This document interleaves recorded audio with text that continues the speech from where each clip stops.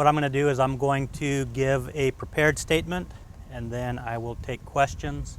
I won't speak about Kristen's condition or speculate on any information that has not yet been analyzed. So thank you for being here.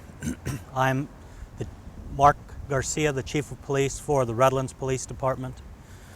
And as we have been working with the Sheriff's Department and other agencies involved, we have an update on the information from the hostage situation and shooting from last Thursday.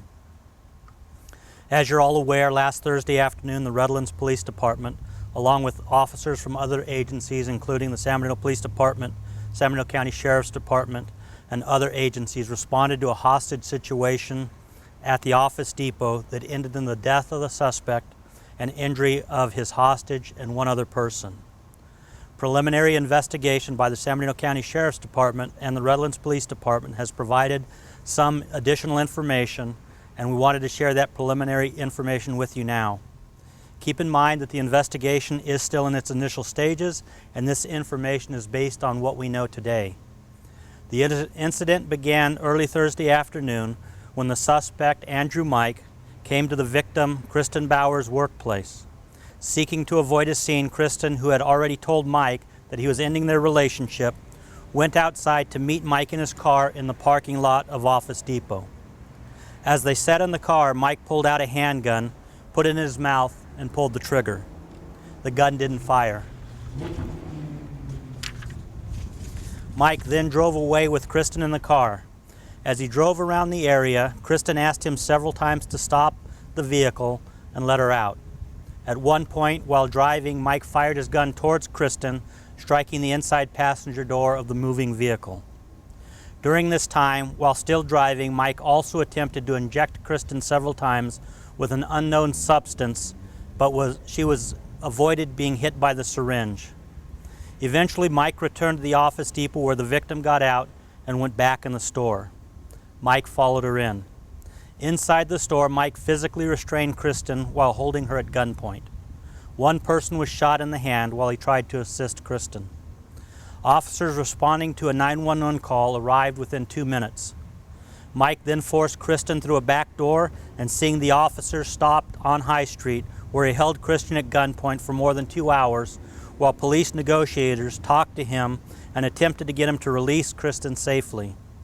During this incident, Mike made multiple threats to Kristen's life. Based on Kristen's statement, he threatened her at least 8 times.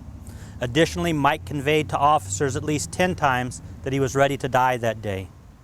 After more than 2 hours of negotiating with the suspect, Mike made a sudden move, pulling Kristen back as a shield and pushing the gun into her back. At that point, believing the hostage was in imminent danger, officers made a split-second decision, firing multiple rounds at the suspect in an attempt to save Kristen's life. The rounds fired by the officers struck and killed Mike. At the same time, Bauer was also wounded. When Mike's weapon was examined, investigators found a cartridge had jammed in the weapon, preventing the weapon from firing. The medical staff that treated Kristen have identified one gunshot wound to Kristen. Preliminarily, the investigation indicates it is likely that shot that caused the wound was fired by a police officer. 11 officers fired 25 rounds from their weapons in an effort to stop the threat. 9 of the officers that fired their weapons are San Bernardino police officers, and 2 are 9 of the officers that fired their weapons are Redlands police officers, and 2 officers are San Bernardino police officers. This morning I spoke to Kristen and informed her of these initial findings. I want to reiterate that this is an ongoing investigation, and there are a number of additional details we cannot confirm or address at this point. During this incident, police officers did everything they could to save Kristen's life. The suspect had behaved violently, firing his weapon twice, and had wounded one person already while making multiple threats to Kristen. For more than 2 hours, officers tried negotiating a peaceful resolution with the suspect.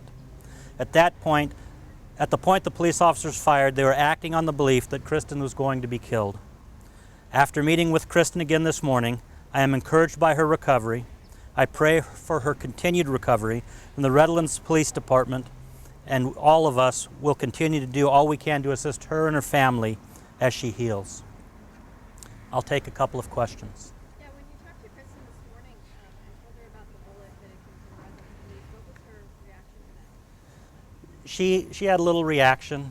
We talked, we had a conversation. She seemed alert, and I think probably further comment on how that discussion went can be addressed with her if she chooses to address that.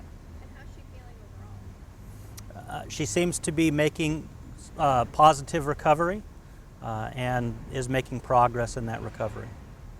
From talking with her father, he said, because it's been speculated throughout this time that perhaps maybe one of the shots did come from a police officer, and the father said, I have no problem with that. They did what they had to do. In your conversations with the father or with Kristen, did you get that sense, and can you share some of those chats? I attempted to call her father this morning. I know that he has a funeral today, so he didn't answer. At some point today we will connect and we'll have that discussion.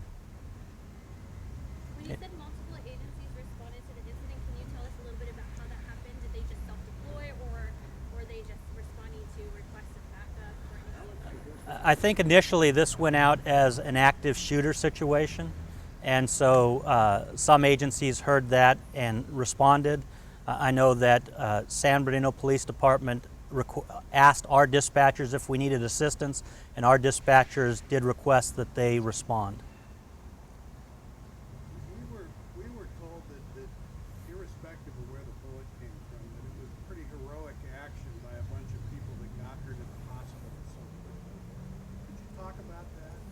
Yes, I think that it was very good work.